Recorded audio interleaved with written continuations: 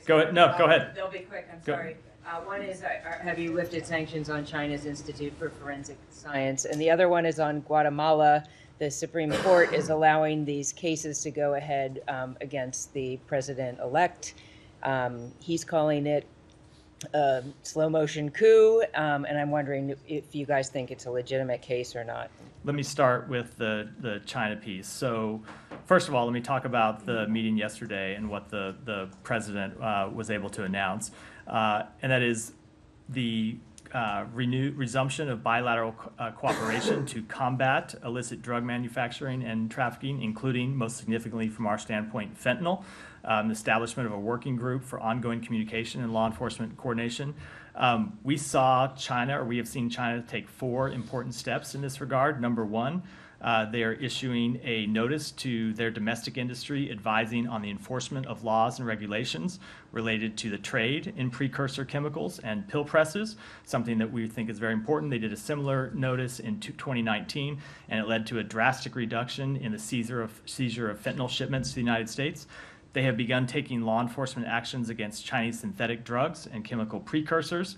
As a result, there are PRC-based pharmaceutical companies that have already ceased operations, others that have had international payment accounts blocked.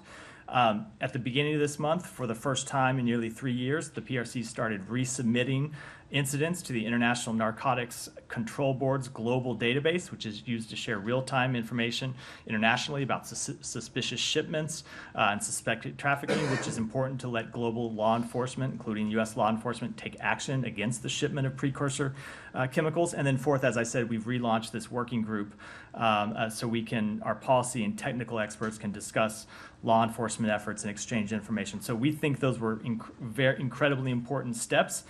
And then with respect to the delisting of the PRC's Ministry of Public Security's Institute for Forensic Science, that is a step that we have taken. It became clear to us in conversations with the PRC, dating back to the conversations that the Secretary launched in June when he traveled to Beijing, that the continued listing of the IFS on the Commerce Entity list was a barrier to achieving cooperation on stopping the trafficking of precursor chemicals.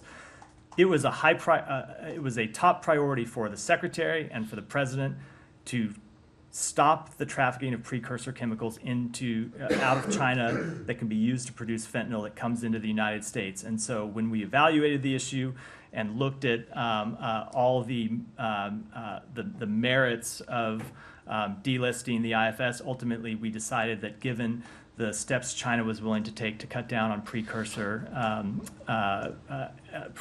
trafficking, it was an appropriate step to take.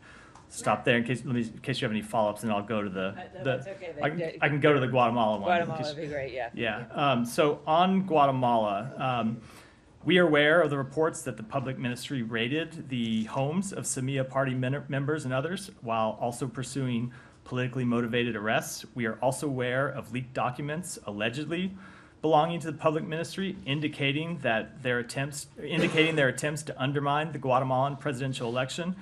We condemn these provocative attempts by the public ministry and others to interfere with the transfer of power to President-elect Arevalo. These actions show a blatant disregard for the will of the Guatemalan people as expressed on Election Day, and we will continue to use all available tools to promote accountability for those involved in significant corruption and those who attempt to undermine democracy or are engaged in human rights violations and abuses in Guatemala. Matt, can Go I ahead, yeah. on the sanctions You delisting? So the sanction of this Institute of Forensic Science was related to human rights violation. So by removing it from the entity list, is the United States saying that there is improvement of China's human rights practice? And how do you respond to human rights groups who is saying that this raises questions about U.S. commitment to human rights and all abuse against Uyghurs and minority groups? So I think our record on human rights in China is pretty clear. In fact, yesterday, the president himself underscored the